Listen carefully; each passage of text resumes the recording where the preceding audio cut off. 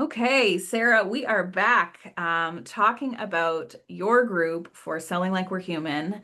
And what we're going to do today is really focus on the doing part of the program. So we've talked through the vibe promise, the program promise, the ideal participant, all that type of stuff. And now we're getting to kind of the nitty gritty or the where we start to get really into some of the details. And so typically with the people that I work with, they have some vague idea at this point, but they don't necessarily have it kind of really figured out. I think you're in a unique place in the sense that you've done some things like this before with your other books and other pieces of the puzzle. So you have a bit more of an understanding at this stage. Not that you're not open to the conversation, but you're kind of coming in with some of it already figured out. And so I just want to help kind of the listeners or the watchers understand that like sometimes that happens and sometimes it doesn't. So either way is good. But the way that I kind of approach this is I say we first want to focus on the do. So, what are the experiences or activities people need to take or have the experience of in order to meet that program promise that we have? And so I start with the do because to me, I have an action bias, but also that's how we really learn things. That's how we really go from kind of that information stage into what I call the implementation. There's an action that needs to happen to take it from an idea to something real in your business, in your relationship, whatever it is you work on. And then what I say is once you kind of have that do, then it's the know. What is it that people need to know in order to do what you're getting them to do? And then there's also this category of say, which is things like the mindset piece. In your case, I think that's where we'll talk through that a little bit. But in other ones, like if you were doing the opposite of what you do and you were saying, here's the script for selling, Hmm. the script part would be part of the say piece, is because you're having people actually practice saying the words. And in Okay. your case, you are helping them with a conversation, but you're not giving them a script. So the say part might be really kind of high level, and we just trust that they're going to find that language, that vault, customer language vault. And that's part of it, but you're not providing that for them in this case, versus for other ones, sometimes there is a script. Yeah. Or I'm providing the space to practice Yes. that gentle sales conversation. Yeah, Exactly. but let's start with doing. Yeah, yeah. So when you think about kind of the group and our program promise that we talked about last time, what are some of the activities or the do's that you want to make sure are included with Hmm. this experience? Yeah.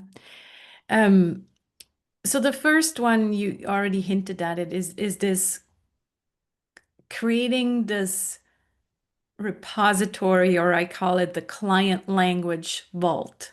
So a place which is going to be a document, most likely, where they are starting to gather language that resonates with their ideal client, that addresses the client's pain points or challenges, but that is also aligned with their unique way of selling, because we will have looked at their human design chart and their hanging gates and that kind of information.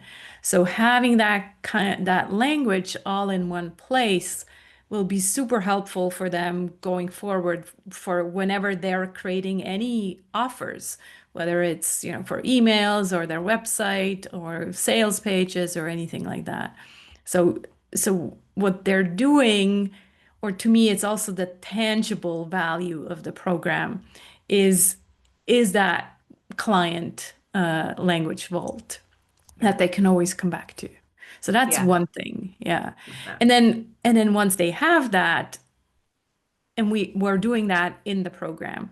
But then, of course, the action piece and the more doing is then using that language and updating their website and sales pages and emails and all that.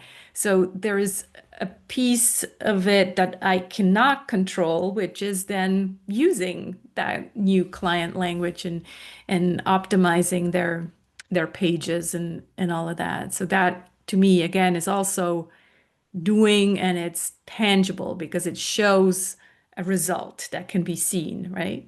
Yeah. Yeah. And then finally, what you already mentioned is this uh, gentle sales conversation. So yes, it's not a script, but what I'll be giving them and where they can add on to is a gentle sales conversation guide.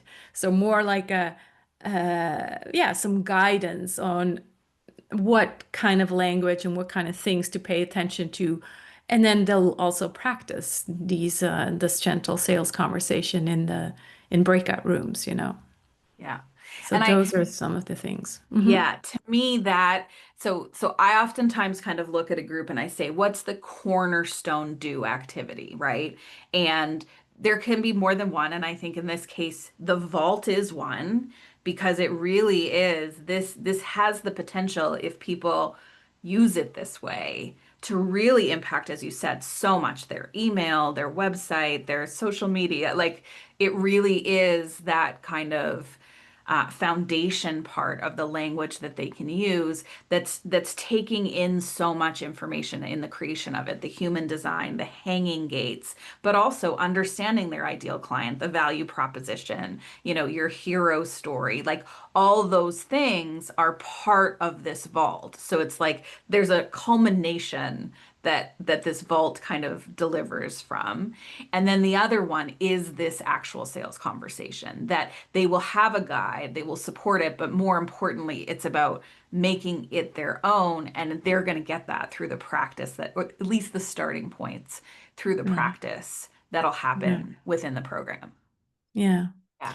I want to just add on to the client vault, the language. I just got off a workshop also that talked about client value and this idea because of how I described the ideal client for this program. Oftentimes, um, this resonates with change makers, with yeah, healers, with people who are having a business, but that's not necessarily business related. So Yeah. they are bringing the change.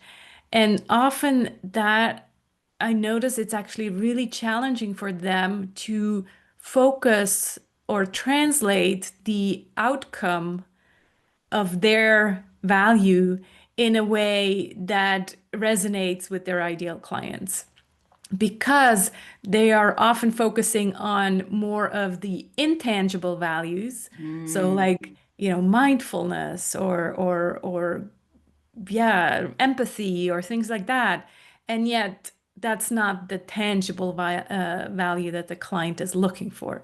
So that piece is also in the mm. client vault. So this understanding of selling them what they want and giving them what they need. Yes. Yeah. Yeah. Which is such an important part, as you say, right? It's about finding the language that um, speaks to their client in that tangible way. Like it's not Right. just this, jargon or like these words that we all really like the sounds of, but isn't necessarily kind of speaking to. There isn't a clarity. Sometimes it's a fuzzy word, is kind of how I experience it, where it's like, I think I know what that is, but what is the value in it? I love that piece of it. Yeah. Yeah. And when you work with people around that, what what do you find is their hurdle that kind of gets them to be either using those words or kind of gets them through to getting the right words for their clients? I think often they are so focused on what they know the people need, which is what they are working on, that it's hard for them or us, because I include myself oftentimes, it's hard for us to really get into the wants. And what I use there is the visual of the Maslow's pyramid, where at the bottom, if you remember the pyramid, is it's the wants. It's like safety, money. It's those kind of like survival needs. And often the wants are in that lower pyramid part of the pyramid, where Mm, the upper part of the pyramid is the needs. It's often what the change makers bring, right? It's yeah. this essence, finding yourself, the intangible things. And so if we as change makers are always in the top part of the pyramid because we're already living in this new world, it's almost like I see people can't access the lower part Mm, anymore. yeah. And yet, if we think of ourselves as bridge makers, we have to hold people's hand to get them across the bridge. And so I think it's having the right language that yeah attracts or resonates with the people and gets their attention. Yeah. Yeah, no, that makes sense. And I'm in my head, I'm also thinking about like, okay, and how does to that point of sometimes it is hard for us to access that. What is it that they would do in order to access that? Like, is there a process? Is there a tool that you would use with them to help them get that language? Mm, yeah, I don't think so much a tool, but it's really in the conversation that I often see the ahas. It's like, oh, okay, I get it. And I will show examples, Yeah. and then people see, oh, the difference of the language. And sometimes what I get is the question, yeah, but isn't this manipulative if I'm Mm, using different language of what I'm actually wanting to say? And the answer is no, it's all the intention that counts. So you're doing it with the intention to get their attention so that you can yeah. help them along the journey. Yeah. Yeah, Mm. that intention piece is a big part of Hmm. how it's different and the different approach to sales that you're kind of Yeah. walking through with this group and the book. Okay. Um, Anything else on the do side that we should capture or talk about? Yeah. Um,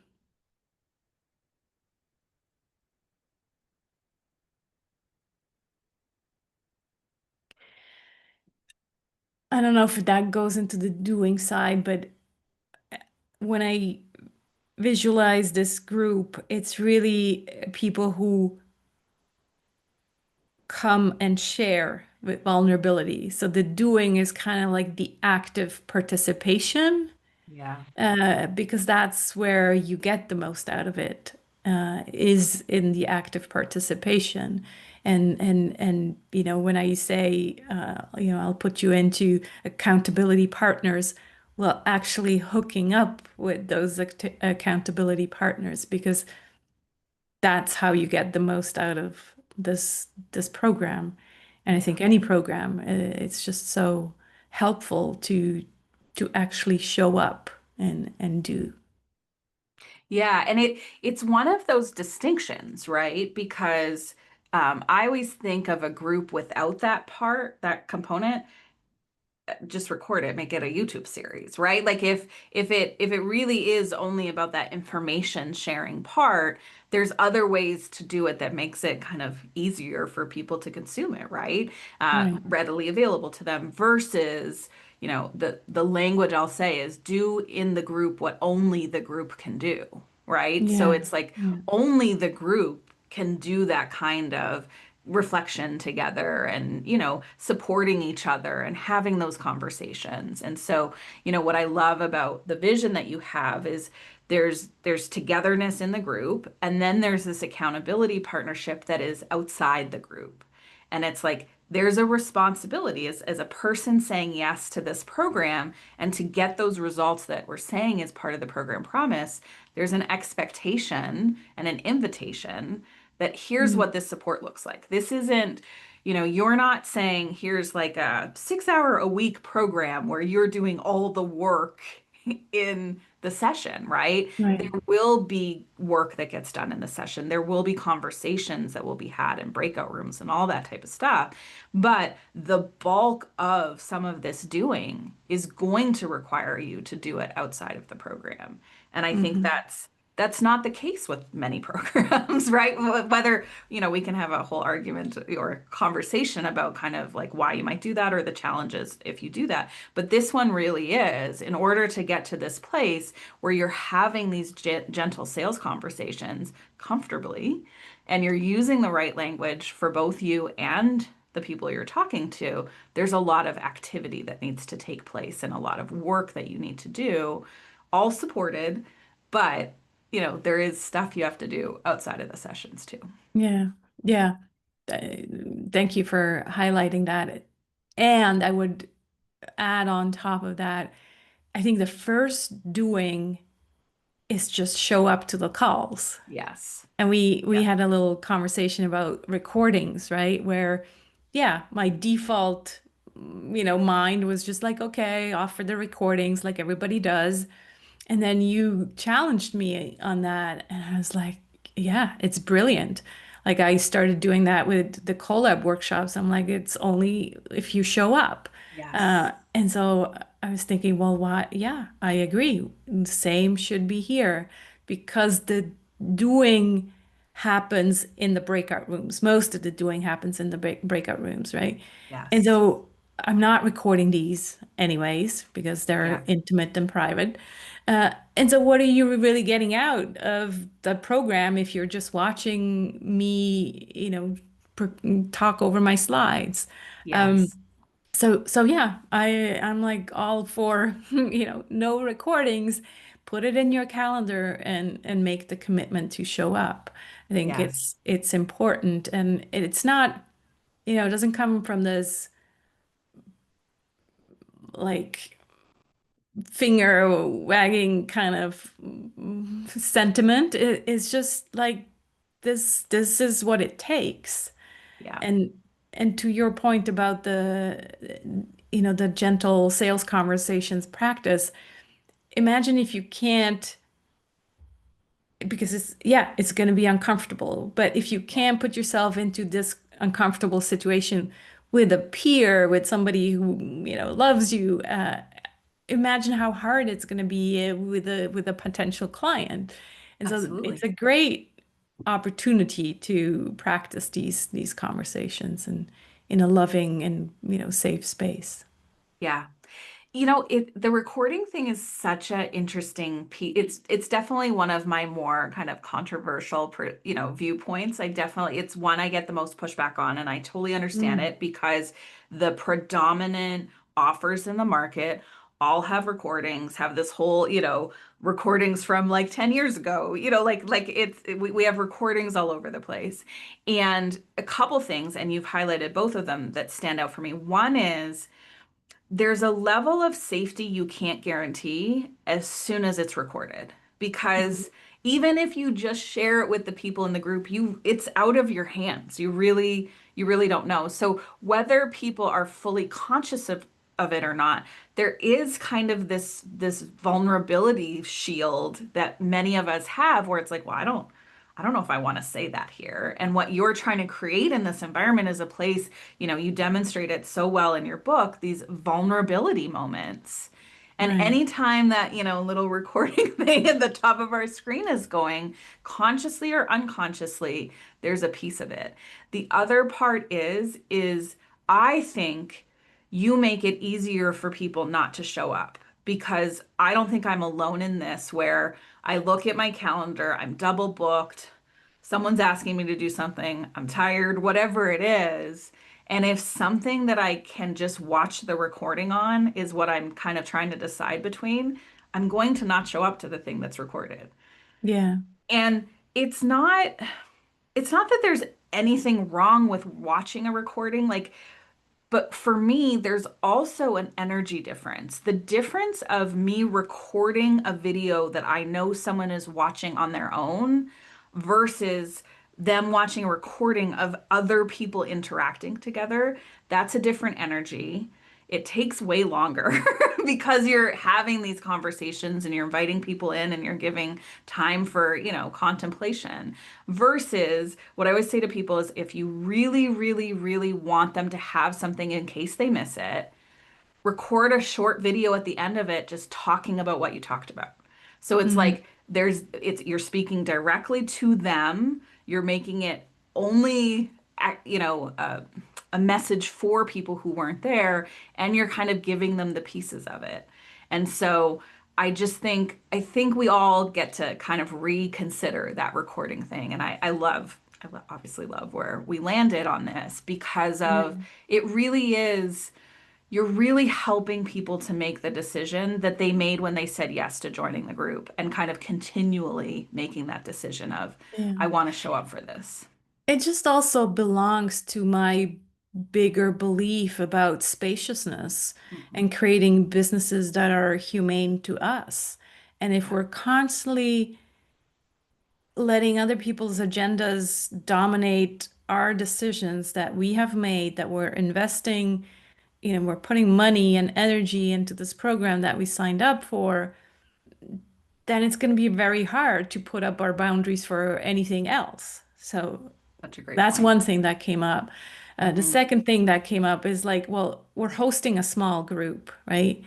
And so let's say there's a pair number of people. Well, all of a sudden, if you're missing, well, the other person is missing its buddy.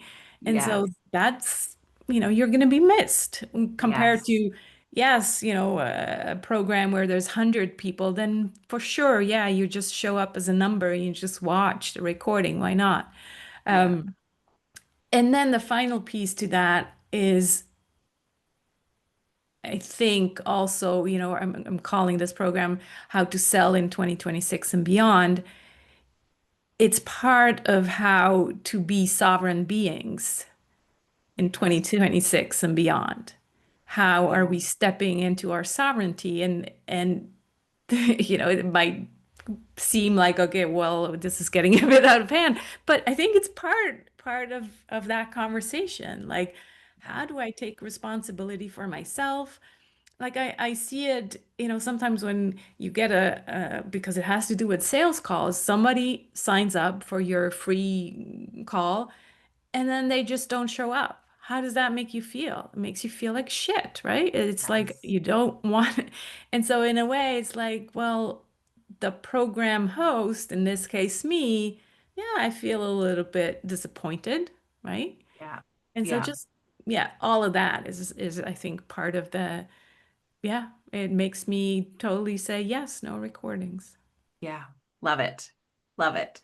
Okay, so we have some really clear kind of do activities. Um, we can kind of further break some of that down, but before we do, what I want to kind of talk about is what is it that they need to know in order to do the do's. So if we Right. look at, for example, the client log vault and kind of creating their own, you talked about part of this is, the human design chart, right? So they need to know their chart. They need to know the hanging gates. There's this whole kind of piece around human design that they need to know. What Right. else is it that they would need to know to be able to start building their client language vault? Yeah.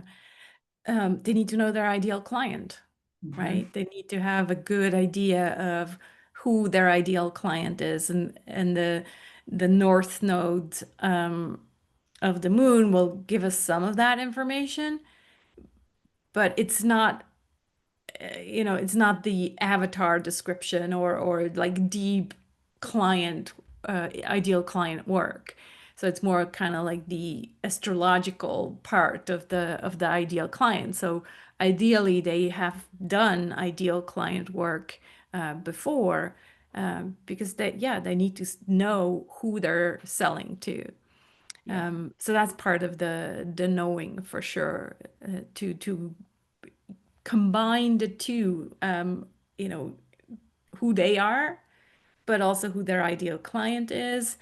And then I'm not really, this is more part of the marketing program, but to then also consider, well, where do these ideal clients hang out? Um, that's kind of part of the gentle sales path. Um, Even though there's obviously this blend between marketing and selling, right? Where does the marketing end and where does the selling begin? But it's a good thing to know where do they hang out. Yeah. Yeah. Yeah. Yeah. Yeah, and this brings up kind of that idea on the no side. It's like there's the know that you're going to get time in the group to learn about, right? Like I think about the human design and the hanging gates, like that might be new information for people and a new perspective of it. And then there's like the prerequisite knowledge, right? And so this is that idea where we're kind of saying our ideal participants have an idea of their ideal clients, right? At least some general knowledge of it. And in this kind of know part, they're going to merge what they already know about their ideal client with what they're learning through the human design and the north node of the moon and all that kind of stuff to, re-emerge a different kind of updated ideal participant or Yeah. client. Yeah, Hmm. exactly. It's also Yeah. why I wrote this blog post about the difference between marketing and selling, because marketing is where you really look, you start with the ideal client. So if you Yeah. just want to go straight to selling and have no idea about your ideal client, is going to be difficult. Difficult. Yeah. Yes. Yeah. Yeah. Is there anything else in the no category for that client vault?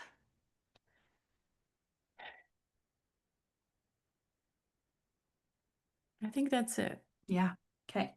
And then when we think about the gentle sales conversation as being one of those other kind of cornerstone do activities, what is it that they need to know from that?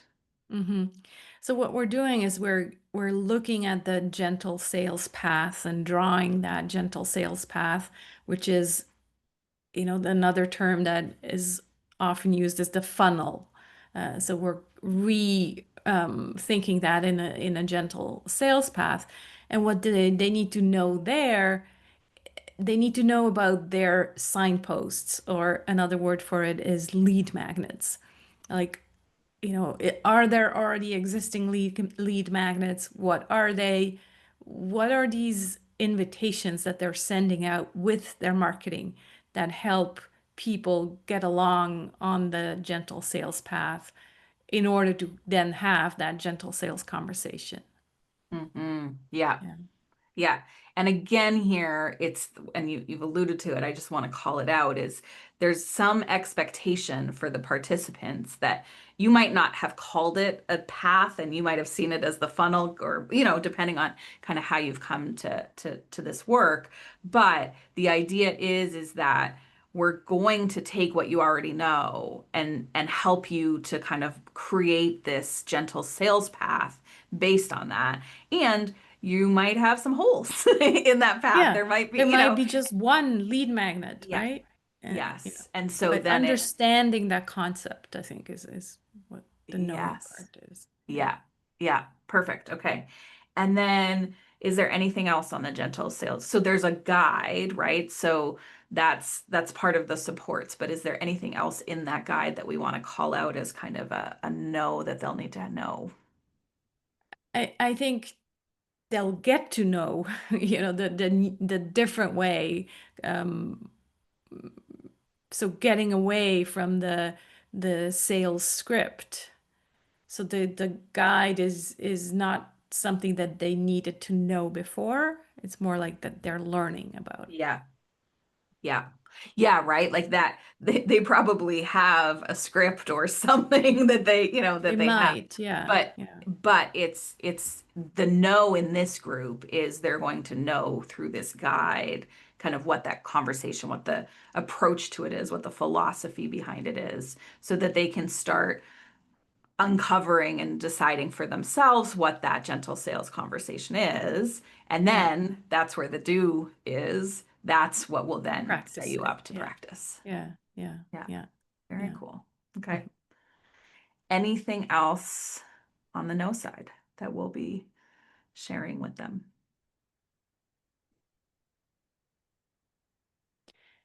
Yeah, so just this difference between marketing and selling, I think is something key to understand. I have a feeling that again, it's this idea of selling them what they want and getting and giving them what they need.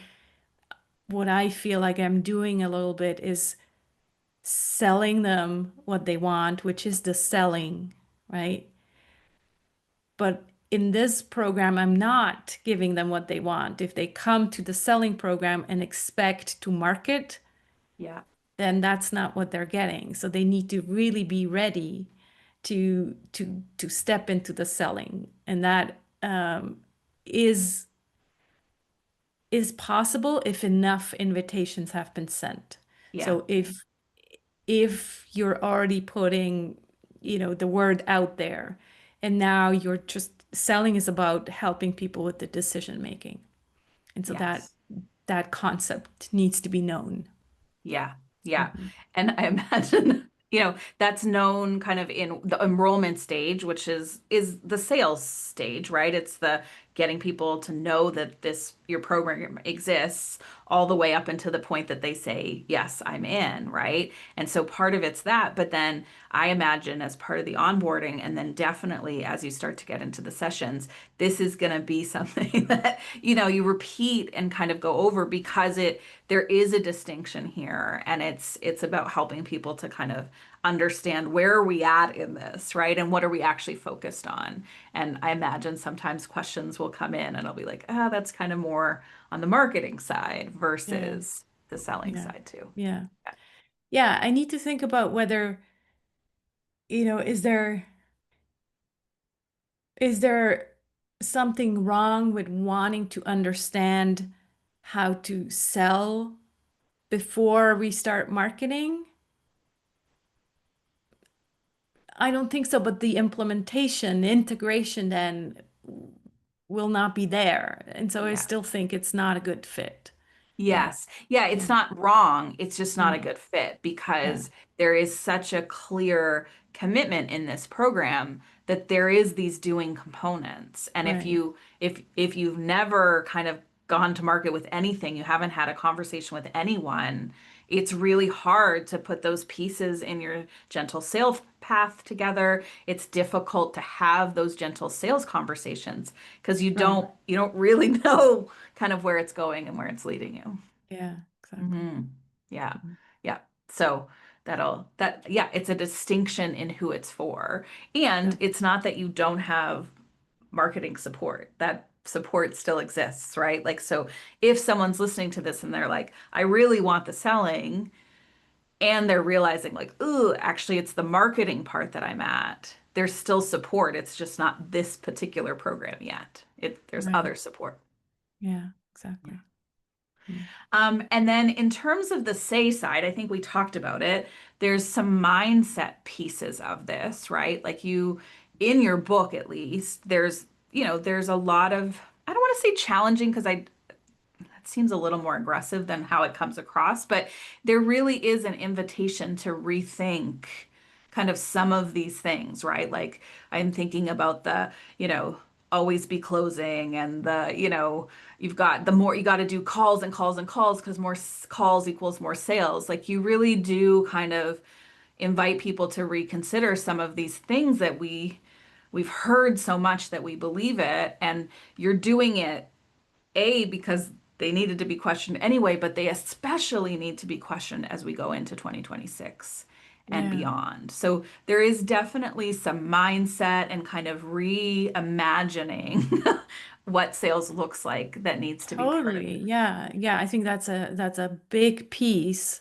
And definitely the first week, is all about mindset and giving ourselves permission to sell differently and letting go of all this baggage and confidence is a huge piece of the program as well. Like, I was quite proud of the sentence I said on a recent podcast. And I said, like, we need more good people to make good money. Yes, That's I what love this, that. program is really for. It's like, yes, I want you to be able to sell. And so for that, it's letting go of all the stuff that never worked for us and stepping into confidence and permission of doing it differently. So yeah, big part of the program is the mindset piece. And then the last week is really more also, this resonance piece, the energy piece, and how we can sell without this idea of capitalism and always wanting more, but just, yeah, selling from a very different energy. And I think that also is resonating with people. And I was thinking, I think I'd probably do like a survey at the beginning, like in terms of the woo of the participants. Like, how woo do you want me to go Right. in I week love it. 5? The woo Like, meter. Yeah. yeah, the Yeah. woo meter, Yeah. exactly. Because we can take this, into, yeah, very high levels of, frequency, or we can just say, look, this is how it's going to be different. People are going to make decisions more with the heart. And so, yeah, we'll see how we'll adapt Yeah. to the group. Yeah. But I yeah, love that's kind of the saying as well. It's like, how do we perceive sales differently? Yeah. Yeah. And one thing that I love about groups is as we are, trying on these new mindsets and we're kind of trying to reprogram our own ideas to get to that place where we're confident in it. There is something really powerful about doing it with other people because you see someone else use the language and you start to be like, oh, okay. You get these cues like it's okay, it's normal, you're not weird, you're not crazy, like all those things. And suddenly, you're surrounded by another 10 people or whatever it is that are speaking this language.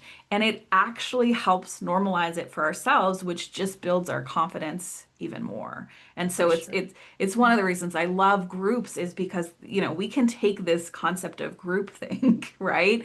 And like help us, right? Instead of it always kind of being a bad thing. But as we're trying this on, we're seeing other people try it on and it's giving us more confidence. It's giving us more of that, permission to try it on and to practice with it and see what it feels like. And that's we're creating neural pathways with this new mindset, which I love. Yeah, wonderful.